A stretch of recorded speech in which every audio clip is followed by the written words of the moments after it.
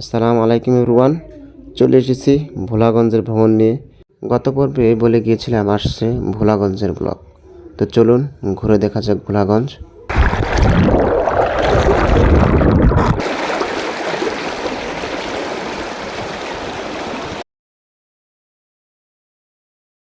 আমি কিন্তু যাত্রা শুরু করে দিয়েছি ভোলাগঞ্জের উদ্দেশ্যে।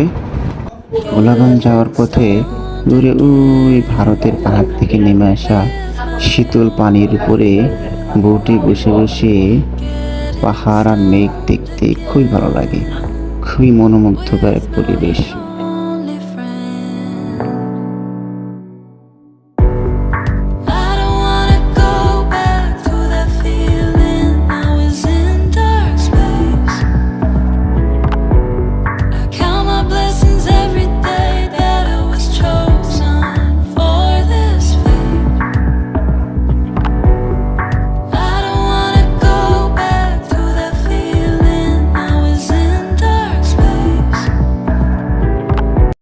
বাংলার কাশ্মীর খ্যাত সেই ভোলাগঞ্জ সাদাপাথর চলে এসেছি।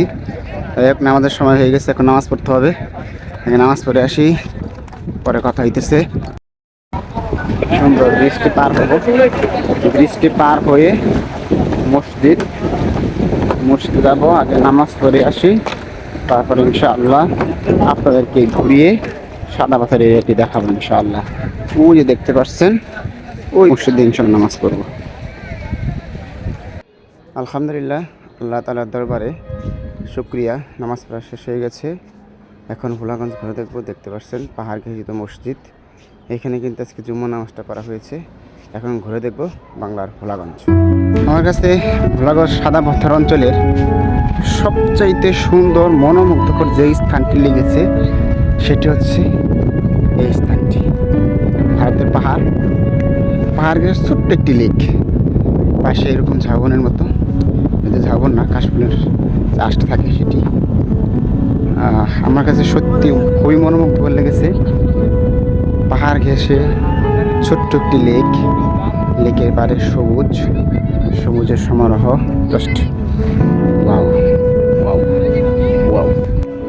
শীতের ভোলাগঞ্জ, কোথাও কোনো পানি নেই, শুধু চারিদিকে পাথর আর পাথর, আর দূরে দেখা যাচ্ছে যে ভারতের পাহাড়। এই হলো শীতের ভোলাগঞ্জ।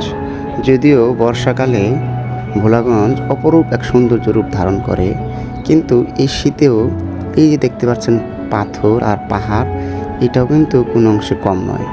এই শীতে ভোলাগঞ্জে পানি বলতে আমি শুধু এতটুকুই পানি দেখেছি, আর যতটুকু দেখেছি ততটুকু পানি আমার মন ছুঁয়ে গেছে। শীতের ভোলাগঞ্জে আমি কিন্তু একটি দুর্দান্ত জিনিস লক্ষ্য করেছি, সেটি হচ্ছে এই পশ্চিম পাড়ের অংশে এখানে কিন্তু মানুষ বলতে তেমন মানুষই নেই। শুধু দূরেও যে দেখতে পাচ্ছেন ভারতের পাহাড়, এই পাহাড়, আর দেখতে পাচ্ছেন ওই যে মসজিদ, এই মসজিদ, আর মানুষ নেই। অথচ যদি পশ্চিম পাড়ের অংশটা আপনাদেরকে দেখায়, দেখবেন কত মানুষ, খুবই গ্যাদারিং একটা পরিবেশ, শুধু মানুষ আর মানুষ, উপভোগ করার কিচ্ছু নেই এখানে। আর পশ্চিম পাড়ে সত্যি মনোমুগ্ধকর একটি দৃশ্য পাওয়া যায়, নিরিবিলি একটি পরিবেশ। আমি চাই, আমি নিজেকে জানবো, আমি কিন্তু এই পশ্চিম পাড়েই আসতে পারি।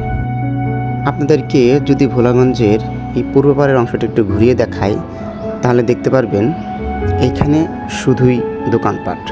দেখতে পাচ্ছেন দোকান, চারিদিকে দোকান, আর মধ্যে দিয়ে মানুষ হাঁটতেছে, দেখার মতো কিচ্ছু নেই। যদিও এই দোকানপাট থেকে আপনারা দরকারি অনেক জিনিস ক্রয় করতে পারেন। ভোলাগঞ্জে আসছেন, টি শার্ট, গেঞ্জি, এরকম ভোলাগঞ্জের ঐতিহ্যবাহী কিছু কিছু জিনিস হয়তো এখানে পাওয়া যায়, এগুলো ক্রয় করতে পারেন। তবে আমার কাছে এই পরিবেশটা শুধু গ্যাদারিংই মনে হয়েছে। ভোলাগঞ্জে হাঁটতে হাঁটতে কিন্তু দেখা হয়ে গেছিলো সুন্দরী রূপসী একটা ঘোড়ার সাথে। ঘোড়াটাকে দেখে আর থাকতে পারলাম না, ঘোড়ার পিছনে চড়ে বসলাম। আর চড়ে দূরে ওই ভারতের পাহাড় দেখতেছি, মনে হচ্ছে যেন পাহাড়ে চলে যাব ঘোড়া নিয়েই। তারপর একটু শোডাউন করলাম, ঘোড়া নিয়ে হাঁটতেছি। যদিও ভয় করতেছিল কখনো ঘোড়ায় চড়ে যদি পড়ে যাই। একটা ছুরি ছিল হাতে নিয়ে বাদশার মতো চলছিলাম ছুটে। জীবন কাটে যুদ্ধ করে, প্রাণের মায়া সঙ্গ করে, জীবনের স্বাদ নাহি পায়। ঘর বাড়ি ঠিকানা নাই, দিন রাত্রি জানা নাই, চলার সীমানা সঠিক নাই। জানি শুধু চলতে হবে, এতরি বাইতে হবে, জানি শুধু চলতে হবে, এতরি বাইতে হবে আমি যে সাগর মাঝি রে, তীরহারা এই ঢেউয়ের সাগর পাড়ি দেব রে। সময় শেষ, সন্ধ্যা হয়ে গেছে, এখন বাসার উদ্দেশ্যে রওনা দিব। মাগরিব আজান হয়ে গেছে, নামাজটা করেই বাসার উদ্দেশ্যে রওনা দিব। তো একদম বাসায় গিয়ে দেখা হবে ইনশাআল্লাহ। আল্লাহ আল্লাহ বলে যাও দ্বিধাহীন, আল্লাহর হুকুমে থাকো সারাদিন, ঘুরে দেখো দুনিয়া আল্লাহর হুকুম মেনে।